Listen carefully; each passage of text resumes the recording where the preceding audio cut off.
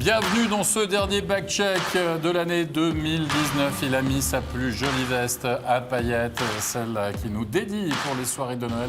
C'est Stéphane Rochette, bien sûr. Et Stéphane, ça a été très calme au niveau des charges ce soir. C'est vrai? Il n'y a rien eu. Pas de plus. Oh, il n'y a rien de plus. Je vais rien pour rien à raconter. Donc le juge va passer un Noël tranquille. Il va peut-être nous trouver quelque chose. Oh, ça, peut-être. Il risque de s'ennuyer. Peut-être. Nos deux invités, Valentin Wirtz et Freddy Bobillier. Freddy, pour toi, l'image de cette soirée. Bienne devait réagir après une série négative en accueillant Zurich ce soir. Ça avait plutôt bien commencé et malheureusement, ça a mal tourné. Valentin?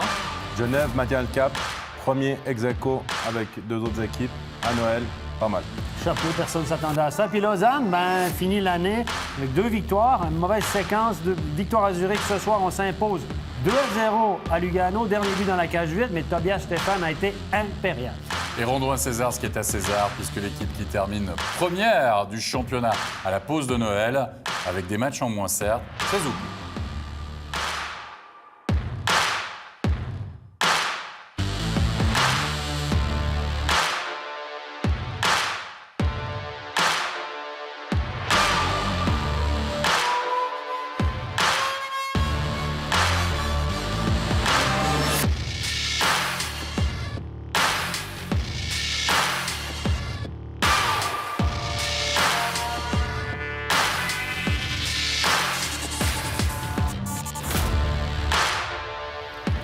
Oh oui, il y a eu du spectacle sur toutes les patinoires, ça a été serré, tous les matchs, imaginez, on allait en prolongation, on allait au tir au but, on a vu des buts dans la cage vide, et puis des scores de 1-0. Oui, ça arrive même en matière de hockey.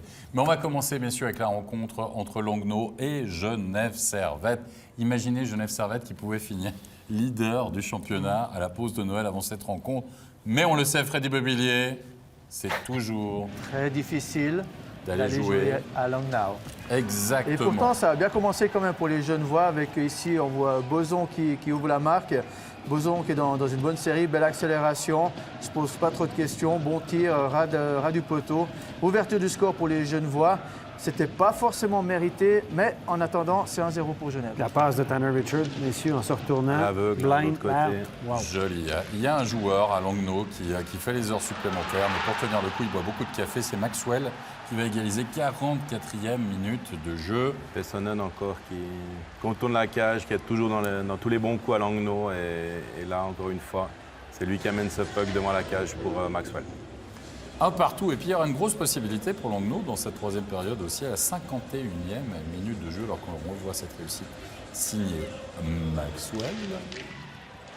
Ça sera un penalty avec Di Domenico qui va se faire sécher. Pas de discussion, Stéphane? Pas de discussion. Mon ami Nicolas Fleury a pris une excellente décision. Nicolas Fleury, qui est sa première saison en Liga. Comme aide.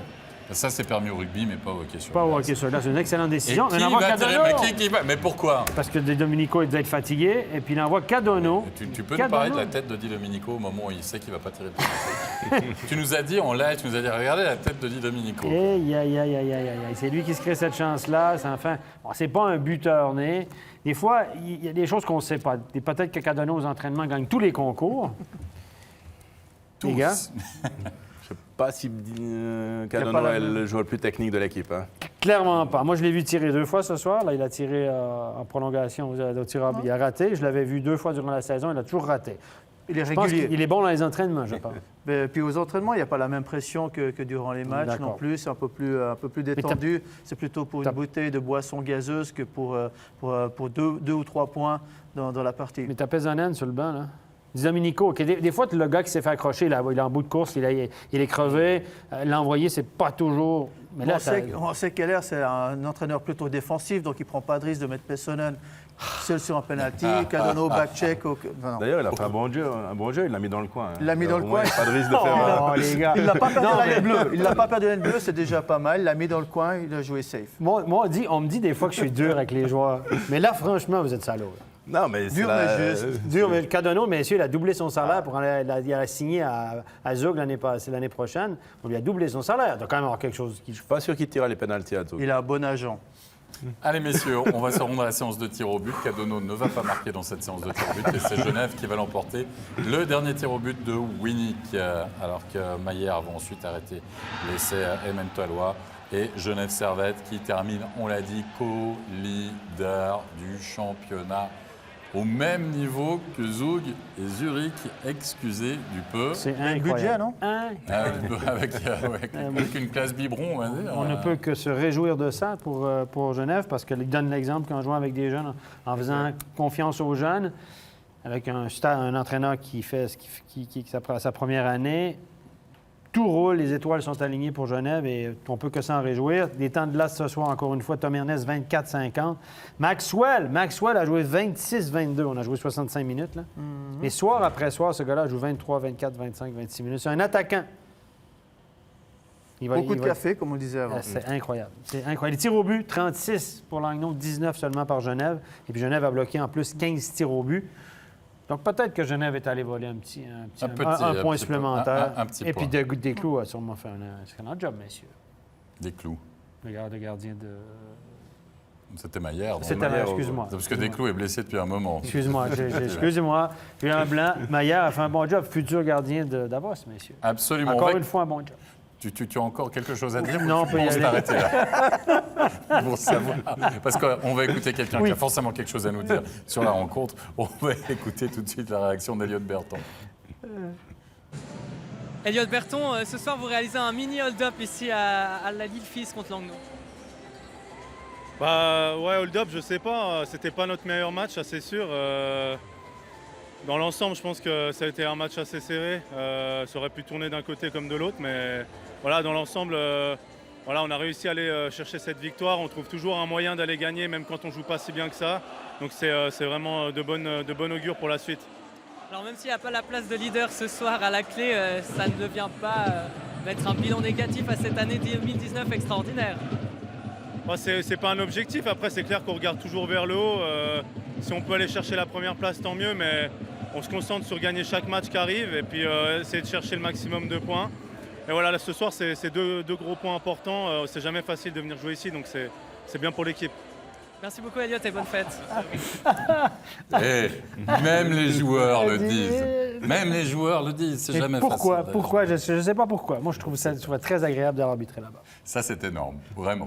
Allez, on va passer à Zug Bern maintenant, si vous voulez bien, messieurs. Ce qui aurait dû être un choc au sommet, hein, le dernier remake de la finale de la saison passée, a accouché d'une souris lors de 40 minutes sur le score de 0-0. Il a fallu attendre la 46e pour voir l'unique but de la rencontre marqué par un certain Klingberg, qui, alors franchement, Valentin Wirtz, c'est monsieur but en ce moment du côté de Zug. Ouais, l'attaquant zougois qui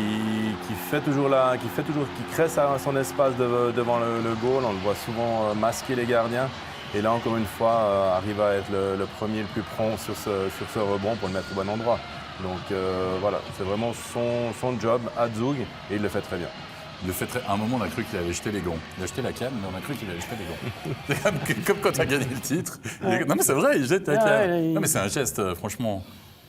C'est pas qu'il n'a pas marqué depuis 10 matchs. Non, il Tu a vois ce que marqué je veux deux dire? derniers matchs, oui, effectivement. Ouais. Et il Non, était un content. match serré, plaisant quand même à suivre. C'était engagé d'un côté comme de l'autre. On est venu pas mal se frotter les oreilles, notamment avec Ruffenhardt. Et puis là, c'est le but de la libération, donc un peu d'émotion quand même, de joie. Un peu d'émotion, beaucoup Noël. d'émotion. Et Zug, c'est impressionnant. Ils étaient en 8 en 10, 8 victoires sur les 10 derniers matchs. Il y a un gardien qui s'appelle Giannoni qui commence à redevenir Giannoni. 31 arrêts ce soir. 31 arrêts, c'est son deuxième blanchissage. Ouais. Et En puis 4 là, matchs, là, il y a à mon pas- avis, celui-là, il lui fait particulièrement plaisir. Je sais pas pourquoi. Ça berne. Tu crois? Ouais, Comme ça, par Comme ça, hasard. comme Hein? Il est pas Il revient. comme ça. En tout cas, il revient. Il revient. C'est plus le même. Hein. C'est plus le même. Déjà, Non. il bouge sur la glace. Hein. Ouais, Tu te ouais. rappelles les premiers Saison, il matchs? était tétanisé. Aïe, ouais. aïe, aïe, aïe. Il a accordé 3 buts lors des 4 derniers matchs, 2 blanchissages. Pas mal. Il lui fallait un peu de pause, c'est pour ça la blessure aux adducteurs. L'adducteur, c'était. Ouais. Ça a été, la blessure au adducteur a été traitée par un psychologue. Oula, le niveau. Allez, Rapperswil, Fribourg, Gotteron. Messieurs, c'est la 3e rencontre qu'on va passer sous le scanner, dira-t-on. C'est 0-0 après 20 minutes de jeu. C'est le retour surtout de David Desharnais dans les rangs de Fribourg-Gotteron et le premier but de la saison d'un certain Jérémy Camerzin. On a mis une charge, Bikoff et Camerzin qui va pouvoir tromper le portier saint-gallois. Oui, pour Fribourg-Gotteron, c'était important d'ouvrir la marque. On rappelle qu'ils étaient depuis 2 matchs sans avoir trouvé le chemin des filets. C'est un défenseur qui montre l'exemple, qui n'est pas forcément un habitué des derniers gestes décisifs. Mais là, belle passe de Bikov, bonne charge à la bande, bonne passe de Bikov, belle finition de Kamerzin. Et Kylian Motet qui s'y prend à 2 fois pour battre un Nifeler qui s'en veut, qui s'énerve un petit peu sur ce coup-là, Valentin Wirtz. Ouais. Mais bien joué de Kylian Motet. Ouais, Kylian avec abnégation qui va chercher son propre rebond. Le joueur fribourgeois vraiment en forme du moment. On le verra encore après en prolongation, c'est lui qui fait la différence. Mais depuis que le coach French est parti de Fribourg, Kylian Motet revit et fait la différence soir après soir. 2-0 pour Fribourg-Gotteron. Il y a comme une certaine maîtrise, on dira, de la rencontre, enfin voilà, etc. Et arrive un fait de jeu totalement cocasse. C'est que Reto Berra, pour des problèmes de patins, va devoir sortir, messieurs. Et là, patatras, ça va tourner. D'abord, c'est la poubelle qui va ramasser. Hein, c'est par Pas là. tout de suite la poubelle, On me pas dit, tout de c'est suite. par là. C'est la Ah, fin du on l'a tiers. pas vu. Ça sera la fin du tiers, la poubelle? Ouais, c'est la fin du tiers, la D'accord, on poubelle. n'aura pas d'image. En tout cas, c'est Ludovic Weber qui va rejoindre ses coéquipiers. Et Gotteron qui va encaisser à 2 reprises. Mais Freddy Bobillier, le placement défensif sur ces actions-là, le laisse peut-être discuter. Il faut dire qu'avant ce but, Weber avait déjà sorti 2-3 arrêts décisifs, donc il est bien rentré dans son match.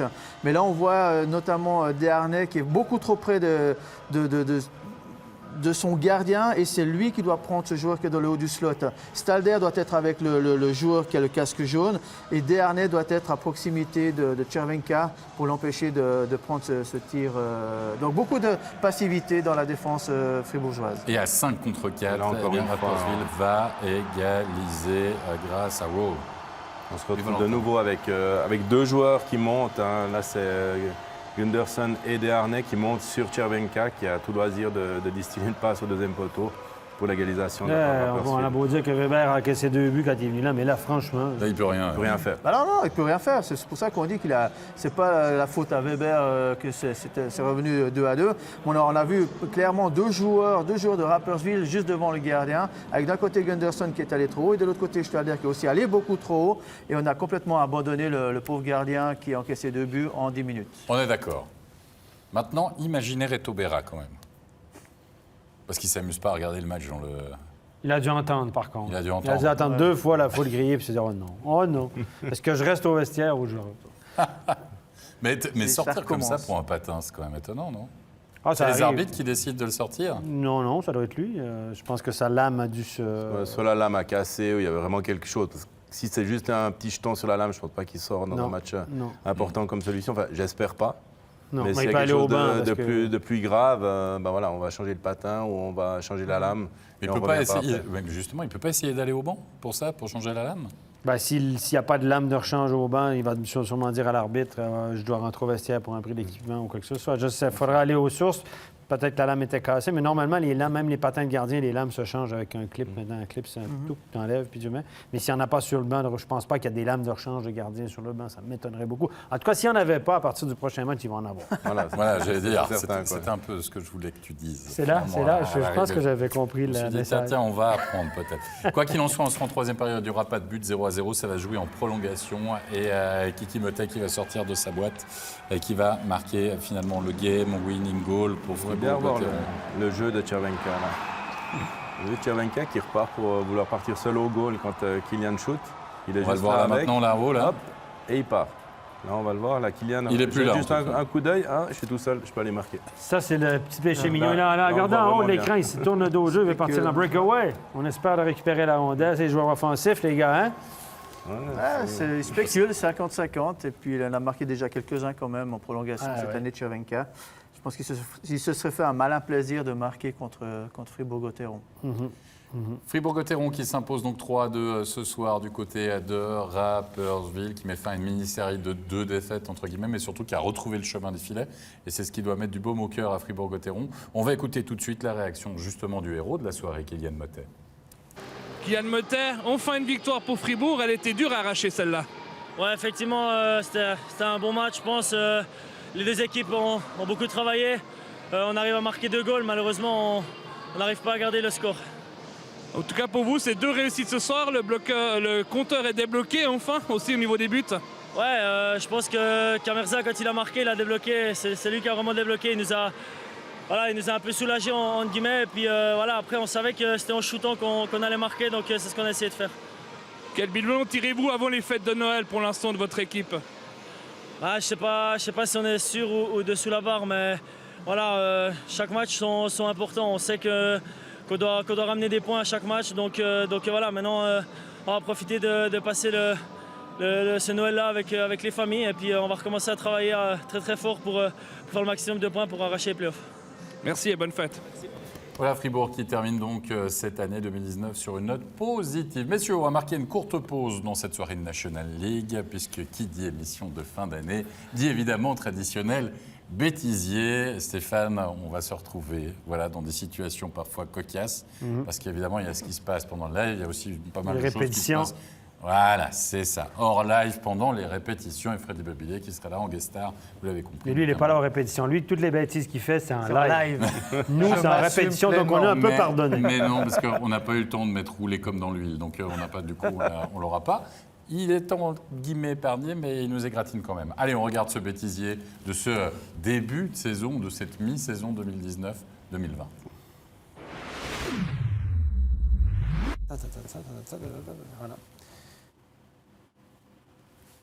Voilà. Je sens que ça va être très compliqué ce soir.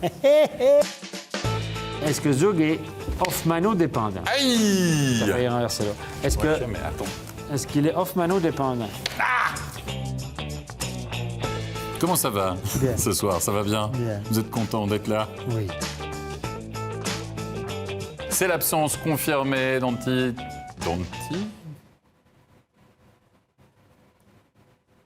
Temernes? Henrik Temernes.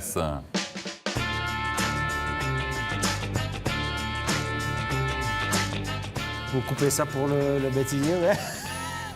Non! Non! Tu te rappelles quand t'as dit, ah merde, j'ai pas vu que j'étais sur la... C'est la catastrophe. Juste!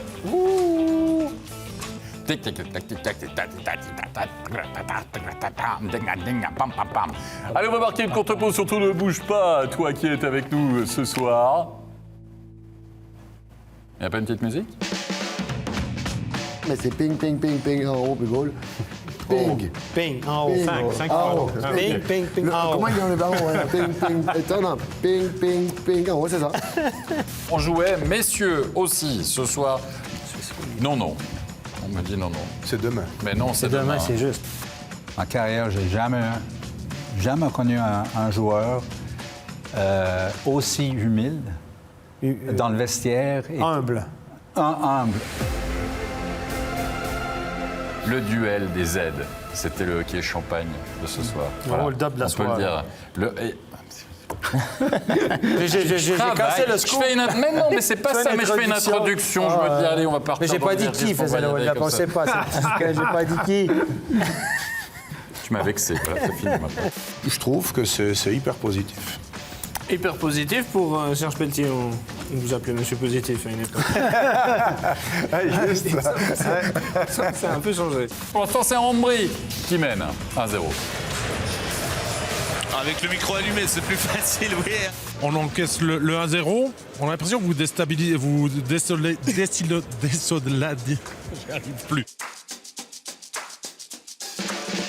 Il y a plus d'assurance tourisme, enfin tourisme plutôt, c'est le tourisme. Ouais. C'est le TCS, ça. Fluelair n'est pas forcément l'assurance. Comment on dit déjà? Tourisque. C'est juste. Tourisme, assurance tourisme. C'est le nouveau terme à MySports. 18 matchs, 2,48, 90 Suisse. Non, 90 Suisse. 90,6%. Alors à Fribourg, plus ça change, plus c'est la même chose. Ça part bien, hein? Ça part. On peut plus rien à dire, vrai. Premièrement, c'est pas facile de jouer à Ambry. C'est jamais facile. C'est comme à Langnau. Et voilà, c'est comme à Langnau. C'est toujours très difficile d'aller jouer du côté de l'Elfis. Rappelez-vous, ça fait partie des patinoires. C'est toujours très difficile. Et on le sait, c'est ô combien difficile d'aller jouer du côté de la Valachia. C'est pas encore très froid, ça va. Là. C'est toujours très difficile d'aller jouer à Davos à cause de l'altitude. Vous savez, vous n'avez pas joué. Ils sont allés hier soir. Ben oui, c'est pour ça. Non, c'est jamais facile d'aller gagner à l'Elfis. On le sait évidemment. C'est pas facile d'aller gagner à la Valachia. Un autre endroit. Ça, c'est vrai. Mais il fait froid. Je sais que c'est difficile toujours d'aller jouer à Davos à cause de l'altitude, tout ça. Parce qu'on le sait, du côté des filles, c'est toujours très difficile d'aller jouer la preuve pour Henri Piotak. C'est toujours difficile, Stéphane. D'aller gagner à la Valachia. Genève Servette qui fait le déplacement toujours difficile, hein, Stéphane. On le sait, bien sûr, dans les grisons, samedi soir et l'altitude. Quoi qu'il en soit, c'est toujours difficile. D'aller gagner à l'Elfis. Absolument. Le HC La Chaux-de-Fonds, on va dire, peine à vraiment, on va dire, émerveiller ses fans depuis l'ouverture. Et c'est Clark qui va réduire le score. Il est à 5 contre 3, vous le voyez. Et c'est Clark. Bien malgré lui, parce que là, il s'en reçoit. C'est lui qui a marqué? Elle a dévié sur lui, il a reçu un cross-check, ça a été suffisant. C'est son but, c'est pas son plus beau but en carrière. Il se fait quoi? On le découvre avec vous. Il a le cross-check dans le dos de Dubois, il tombe, il a le puck le frappe, on sait pas où. Ça, c'est le but de l'année, ça. C'est toujours intéressant, suite à une blessure ou avant une blessure, de savoir qu'est-ce que... C'est pas une bombe, là? C'est pas une bombe? C'est pas une bombe, non. Ça me dit que j'ai 10 secondes pour terminer l'exécution de mon jeu. Donc, voici le buzzer de la fin. Une dernière... Pardon, excuse-moi. Une dernière... Tu as fini? Oui. Très bien. Non, on n'a pas fini, on a fait ce bêtise. Un coup de chapeau à Michael Barthès, notre producteur, qui a passé beaucoup de temps et beaucoup de larmes. Un petit peu comme toi, ça va aller? On a perdu Stéphane. C'est ça, c'est l'émotion de se revoir. Oui, c'est ça. Parce que c'est toujours difficile, les émissions back-check, n'est-ce pas? Comme aller jouer à la quel professionnalisme, messieurs, bravo. Quel professionnalisme. Magnifique. On espère en 2042 faire la tournée nationale de Connie, mais on n'est pas encore sûr. On verra. Ça dépend le studio. On s'amuse quand même bien, il faut le dire. C'est vrai. Parce que le hockey... C'est plaisir. C'est plaisir. Surtout avec une veste comme ça, j'ai l'impression que je vais choper un problème à l'œil bientôt. Ton pull est pas mal non plus. Oui. Ton pull est pas mal non plus. Mais ça attaque moins l'iris, j'ai l'impression. Bien Zurich, plus sérieusement, bien sûr. Revenons à cette soirée de National League quand même, parce qu'il y a eu du suspense partout. Et il y a surtout eu des premières. On a vu le premier but de la saison de Jérémy Camerzin. Et ça, c'est le premier but de la saison du capitaine au grand cœur, Freddy et Mathieu de Chantré. Oui, Mathieu de Chantré qui montre la voie à ses coéquipiers comme capitaine exemplaire. Eh bien, c'est un but un peu bizarre que Flueller laisse échapper ce puck entre les jambes. Un puck qui a une trajectoire assez incroyable. Et on disait en début de soirée que Bien se devait de réagir. Eh bien, ça partait plutôt bien et ça partait plutôt mal pour Flueller. Rayala, Tony Rayala, on prend les mêmes un peu plus proches et on recommence. Valentin Wirtz, tout un tir de Rayala. Ouais, un peu la même chose que le premier. Je ne sais pas si Bien a trouvé en fait le petit trou comme au mini-golf là, pour passer entre les jambes de Flueller. Mais en tout cas, là, les deux premiers goals sont quand même un peu à la charge de Rayala, c'est son 4e but, messieurs, lors des 15 derniers matchs. Ça va un peu mieux parce qu'il avait marqué, c'est vrai qu'il a connu un trou. Ouström, qui profite de la blessure de Pouliot et qui va marquer le 3e, ce qui va chasser Flueller de la cage pour faire entrer le jeune Surer. Oui, premier match. Le tir est quand même... Bon, celui-là, il ne peut pas... c'est quand même... Honnêtement, le 2e et le 3e but, là... Non, honnêtement, le premier. Le premier, oui, mais c'est... Mathieu nous a fait une POC courbe. Et là, les deux buts d'après, je pense qu'il y a eu des largesses défensives aussi. Et ça, c'est le but, plus que le but de l'espoir, de la part de Kruger, qui va faire son festival ce soir. C'est la réduction du score. Ce but qui tombe finalement, Valentin, juste avant la pause, là, c'est quand même pas la même chose, parce que ça remet Zurich finalement dans le match. Oui, effectivement, Zurich qui poussait pour revenir avant la fin des 20 premières minutes. Et là, on arrive à retrouver un rebond et Kruger qui marque des goals vraiment proches de la cage. On voit qu'il est important pour Zurich cette année.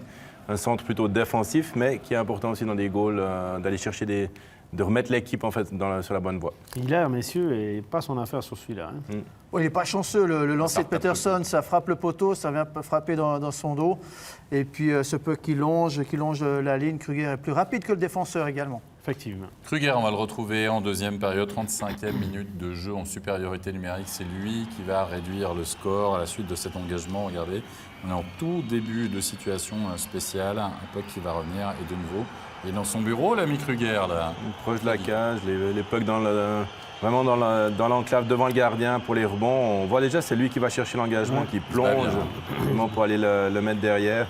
Et il va encore une fois remettre vraiment son corps dans un endroit où ça fait mal. Il se retrouve le nez sur la glace. Mais... Le joueur de centre s'est fait battre. Non seulement un joueur de centre de Bienne a perdu l'engagement, il a perdu son homme. Il n'a pas pris la canne. Ouais, c'est fait qu'il était sur lui. Il y a quelque chose qui s'est passé. Là. Il y a quelqu'un qui aurait dû suivre Kruger et qui ne l'a pas fait. Diem qui va égaliser 42e minute de jeu. Deuxième but de la saison pour lui, assist de qui? De l'ami Kruger. De Kruger qui a complètement relancé les actions de ZSC ce soir. Avec, un tir très très puissant. On ne peut pas lui reprocher grand-chose sur ce coup. Mais c'est vrai qu'à une certaine période du championnat, c'est le genre de puck, de lancer qu'il arrêtait systématiquement. Il décourageait les attaques adverses. Et puis là, il redevient un gardien, un très bon gardien, mais à peu près normal. À peu près, il redevient humain. Ouais. Et 4-3, Salmela qui pense bien à ce moment-là avoir fait le plus dur pour Bienne, même s'il reste encore 6 minutes 50 à jouer. Là, voilà, Zurich est mené 3-0, ils reviennent à 3-3 et paf, ils arrivent à se prendre le 4-3 de Salmela. Ce qui aurait dû être finalement le game-winning goal, finalement, Stéphane. Ouais, et là, je pense que si Bienne s'était envolé avec la victoire suite à ce but-là, ça aurait été un véritable hold-up aussi, parce que si vous regardez l'allure du match de ce soir, les tirs au but, c'est 44-21 pour Zurich. En faveur de Zurich. Bienne a bloqué 19 shoots, puis Zurich a 19 tirs non cadrés. Et si vous faites le même total du côté de Bienne, c'est 37. Donc 82-37, ça vous donne une idée de la possession c'est le fameux Corsi, la possession relative de la rondelle et l'importance des attaques vers le filet. Et là, Zurich était... Regardez, là, il y a une grosse discussion. Faute ou pas faute? Faute ou pas faute. J'aimerais bien la revoir comme il faut. Les arbitres aussi, je pense. Toujours est-il qu'il y a une certaine justice là, parce que Bienne ne méritait pas ce match-là. Sauf que Tormainen a peut-être raison d'être fâché aussi. Lui, il se dit mérite, pas mérite, il y avait peut-être une pénalité. Moi, j'ai l'impression que le row est dans la ligne de patinage du joueur de Bienne et que le joueur de Bienne va vraiment vers lui. Comme on dit en anglais, he tries to draw a penalty. Ça veut dire qu'il essaie de provoquer la faute pour montrer à l'arbitre qu'il y avait une obstruction. Regardez en haut, là. Il s'arrête quand même un peu. Il s'arrête un peu, mais il est là avant. Puis c'est Kunsley, je pense qu'il le pousse. Peut-être qu'on va le voir au ralenti. Grosse discussion. Regardez en haut, là. Il est dans la ligne de patinage, mais Kunsley l'a d'abord poussé. Et là, le joueur de Bienne en rajoute un peu. Là. Écoutez, on peut la donner, oui. Si vous êtes biennois, vous allez me dire, Rochette, t'es dans les pommes. T'étais contre Bienne quand t'arbitrais, puis t'es encore contre Bienne en disant ça. On peut la donner, mais on peut aussi la laisser passer. C'est du 50-50. Les deux arbitres l'ont très bien vu, ils l'ont laissé passer. Il y a une raison. Et voilà, ça fait partie du jeu. Des fois, ça tourne pour toi, des fois, ça tourne contre toi. Mais je pense que Bienne, c'est réducteur de dire que c'est cette pénalité-là qui change le match parce que Bienne, ce soir, a été largement dominé. Et c'est leur 5e défaite consécutive. Oui, on va voir surtout le game-winning goal de Prassel là, en prolongation, puisqu'on a vu l'égalisation de Chris Baltisberger à 59e minute de jeu. Et le solo de Vic avant est quand même magnifique. Ouais, gros travail préparatoire de Vic qui a du talent. Il est détestable parfois dans ses attitudes, sa suffisance. Mais c'est vrai que c'est un joueur qui a énormément de talent. Et puis il n'a pas de réussite pour les deux Biennois qui se retournent au mauvais moment. Et puis c'est effectivement Prassel qui, sur l'ensemble du match, assez logiquement vient accrocher le deuxième point pour Zurich. Mais rappelons quand même que Bienne menait 3-0. Et quand on mène 3-0, normalement, on devrait emporter l'enjeu. Après une série de 6 défaites, c'était deux équipes qui allaient mal, il faut le rappeler. 4 défaites sur les 5 derniers matchs aussi pour Zurich. Là, ça fait beaucoup pour Bienne. La pause arrive à un bon moment aussi. Le fameux trou, Valentin en parlait, du HC Bienne. En général, le HC Bienne commence toujours très très bien, colle un trou, puis après ça fait du 50-50. Comme l'année passée. Pour les playoffs. Mais là, la barre se rapproche un petit peu plus. Mais là, quand tu en perds 5 de suite, forcément, ça te coûte des points. Quand les autres en dessous gagnent, ça rend le championnat intéressant. Mais je pense que Bienne revient à sa place. Il était un peu au-dessus de sa tête au début de l'année. Pouliot qui est blessé aussi. Pouliot est blessé. Hilaire est à 88 ce soir. Prend 5 buts en 44 shoots. On ne peut pas le blâmer. Mais s'il fait du 92 ce soir, du 93, ben, il gagne le match. Hein. Je veux dire, c'est pas forcément de sa faute, mais il a fait des miracles en début d'année, il faut le dire. Il a sauvé des points à Bienne souvent. Donc là, c'est peut-être un retour des choses. Il ne peut pas faire des miracles sur toute une saison. Peut-être un peu moins bon. On l'a dit en avant-match. Hein. Lors des 4 dernières défaites, avant le match de ce soir, c'est 87,5 les gardiens. Et puis 88 ce soir. Alors, si j'avais posé une question à Valentin, donc du coup, j'espère qu'il s'en rappelle encore, parce que moi plus, mais c'était très intéressant ce que tu nous as dit. Mais c'est vrai que la pause arrive au bon moment pour bien. Tu peux être bref, s'il te plaît. Mais c'est bon, Stéphane a résumé ce que je voulais dire, donc c'est parfait. Mais tu es d'accord avec moi? C'est l'important. Est-ce que tu as quelque chose à rajouter? Non, il manque Pouliot, voilà, c'est ça. Et Hilaire doit revenir humain. Est redevenu humain, doit revenir extraterrestre pour que Bienne garde quand même ce cap de... Et la pause. La pause, on profite, on vote, on est bien, on est Steinegger, on va chercher un étranger, là. On annonce 6 semaines pour Pouliot. Oui, puis c'est une blessure au genou. Donc, il ne va pas revenir comme un Cador. En général, quand tu as une blessure au genou, c'est plus compliqué. Vote. On va chercher un étranger du côté de Bienne. Est-ce qu'il y en a... Moi, si je ne paye pas, oui. Il y a suffisamment bon à décider. Ils ont le cheveu, Oui, Ström n'a pas joué un mauvais match ce soir. Il va faire comme Zug, aller à la Coupe Spengler pour regarder s'il y a quelque chose pour faire son marché.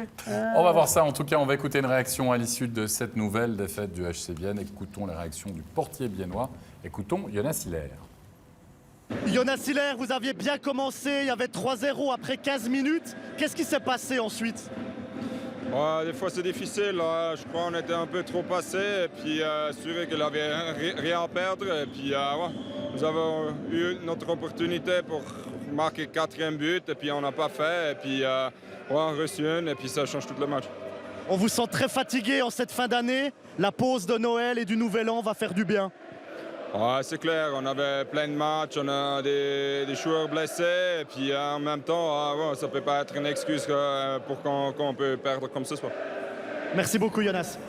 Pas d'excuse du côté de Bienne, mais une pause, on l'a dit. Bienvenue. On va passer à Lugano. Lausanne, 2e de Serge Pelletier à la bande face à une équipe lausannoise qui s'est refait une sacrée santé. On avait avec une grosse victoire du côté de Zurich. Il y avait déjà eu un très bon Tobias Stéphane. Il y a eu un excellentissime Tobias Stéphane. Finalement, Stéphane, ce soir, dans la cage lausannoise. Genasi, le powerplay retrouvé. Un petit bijou de passe de Moy, quand même. Moy, on l'avait engagé pour ses qualités de buteur. Les premiers matchs qu'il avait joué à Lausanne, il a marqué des buts. Mais je peux vous dire que sur le powerplay, il a une vista. Superbe. Superbe la passe. Il en a fait une aussi, une ou deux avant-hier. Il a vraiment un bon sens du jeu. Il est fort sur la rondelle. J'aime beaucoup le joueur. Pas beaucoup de buts cette année, mais il fait beaucoup de bonnes choses sur la glace. Et les joueurs de centre adorent jouer avec. Et Berchi dans la cage vide pour asseoir cette victoire lausannoise sur le score de 2-0. Lausanne qui fait un ouf de soulagement finalement avec ses 2 succès sur la fin de cette année 2019. Oui, c'était important pour eux. Là, les 2 derniers succès mettent un peu de baume au cœur. On rappelle que Yunland n'était pas non plus aligné ce soir. Il y a quand même pas mal de choses qui se passent dans les coulisses du Lausanne Hockey Club. Ça peut avoir son importance aussi sur le moral des troupes. Mais en tout cas, Lausanne Hockey Club a répondu présent sur la glace. On va écouter le héros de cette soirée, notamment un des héros de cette soirée du côté lausannois. Là aussi, un gardien. Écoutons tout de suite Tobias Stéphane. Tobias Stéphane, quand on se déplace en plus aussi loin, qu'on réussit un blanchissage, que la défense est aussi forte, on peut presque parler dans certains secteurs d'un match parfait, en tout cas défensivement. Oui, c'est un match très fort défensivement, je suis d'accord. Oui, on a eu la balance entre offense et défense aujourd'hui. Et comme ça, on peut gagner des matchs comme ça, 1-0, 2-0, c'est bien ça. 2e victoire en 2 déplacements. On a l'impression que Lausanne a retrouvé son hockey sur glace et à nouveau très bien en place actuellement.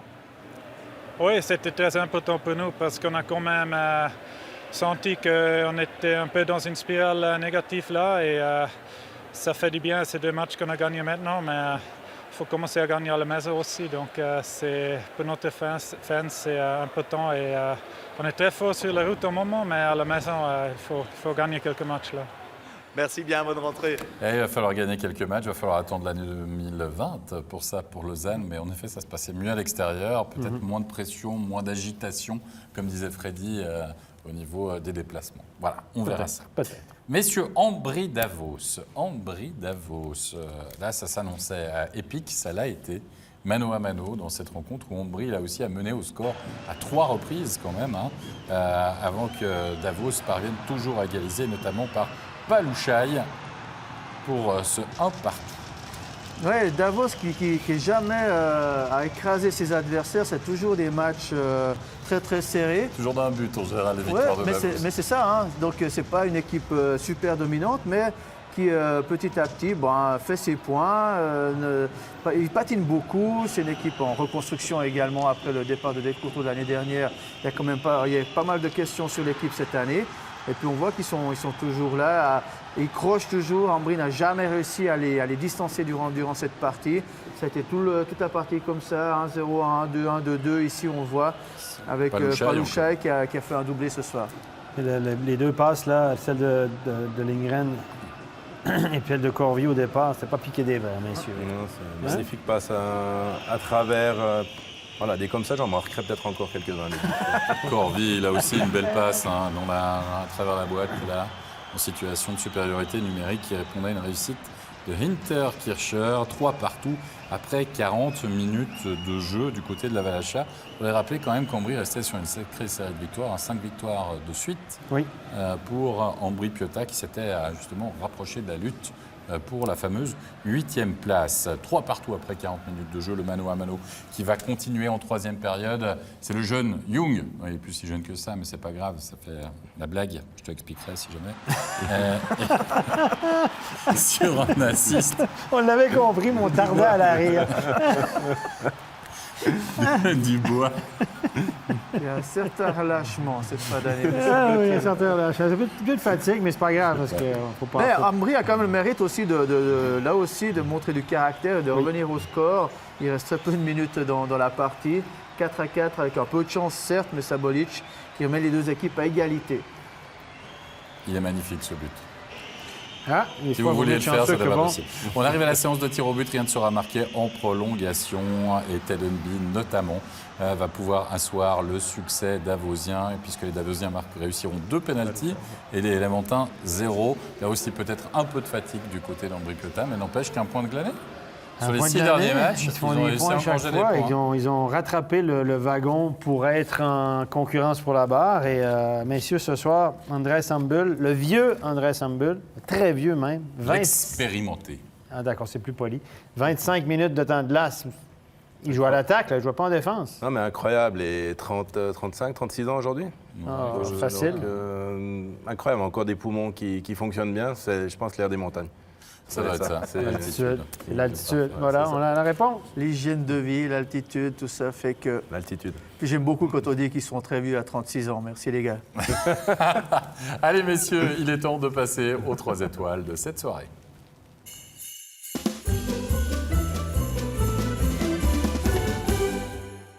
Jingle.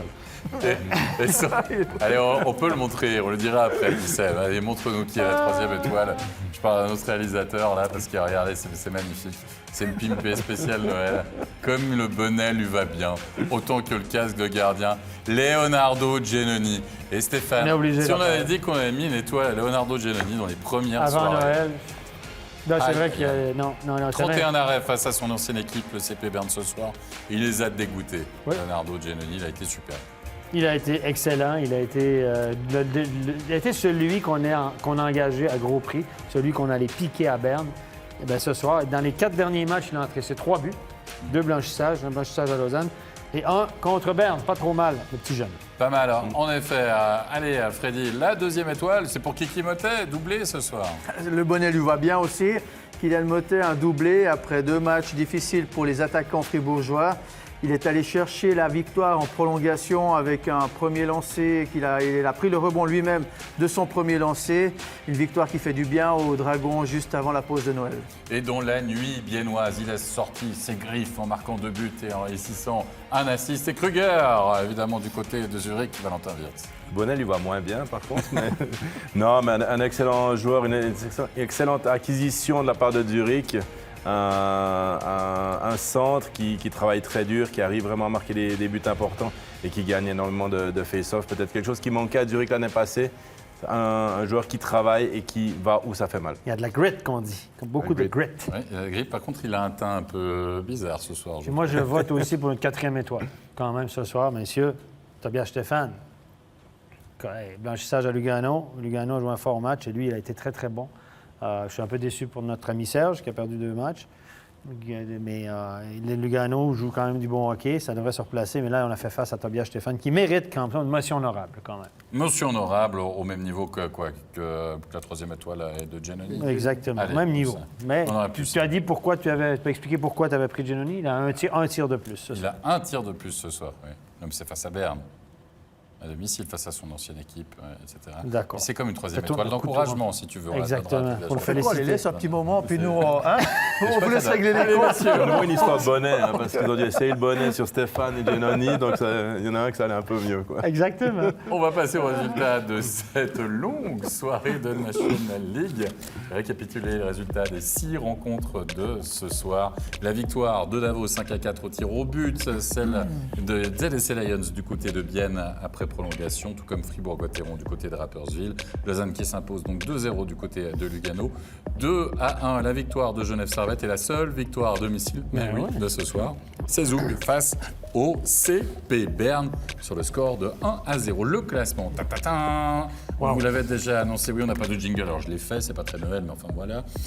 On a donc Zoug, les ZSC Lions et Genève Servette. Au niveau du même nombre de points, il y a des matchs de différence, des matchs en moins, vous le voyez, tant pour Zoug que pour les ZSC Lions que pour Genève Servette. On retrouve Davos dans le quatuor de tête.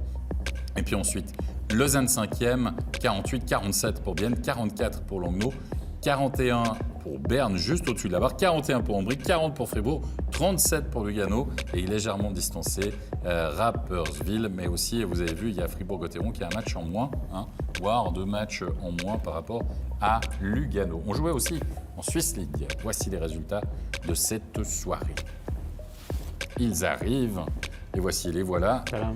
La victoire de Viège, 3-0 face à Zoug Academy. Cloton qui a finalement battu la Chaux-de-Fonds 6-4. Langenthal qui s'impose 4-1 à Holton. Le succès d'Ajoie, large succès 5-1 face aux Getseka Lions. La victoire de Sierre, importantissime face au Ticino Rocket 4-1. Et le succès après prolongation de Turgovie qui a eu de la peine face à Winterthur. Le classement. Et voici le voilà, Cloton qui finit en tête. Il n'y a pas de pause entre Noël et Nouvel An du côté de la Suisse. Non, ça joue. Ça va jouer, d'ailleurs. bien sûr. On va suivre la Chaux-de-Fonds notamment. Cloton avec 5 points de plus qu'Ajoie. On retrouve 2 équipes à 61, Holton et Turgovie. Viège en 5e position. On descend un petit peu, on retrouve la Chaux-de-Fonds avec 39 points, 7e. Et puis Sierre à 6 unités donc de la barre et des Getseka Lions et Ticino Rockets, encore et toujours, qui ferment la marche. On arrive à la fin de cette émission spéciale Noël. On a pimpé tout ça, on s'est fait plaisir. Ta veste, tu vas la garder pendant 2 jours comme ça ou bien non, j'ai un souper de Noël demain soir, peut-être que je la mettrai. Ah, c'est ça. Si tu vas chercher de l'essence demain, ça va être sympa. Merci beaucoup, Freddy Mobilier. Merci, Valentin Viers. Bonne fête à vous. Bonne fête. Et puis Stéphane. Bonne fête, alors, pause 24, ça on est d'accord. Pause 25, on se retrouve le 26. Le 26 en après-midi. Mais bien sûr, attention l'horaire. M20, premier match.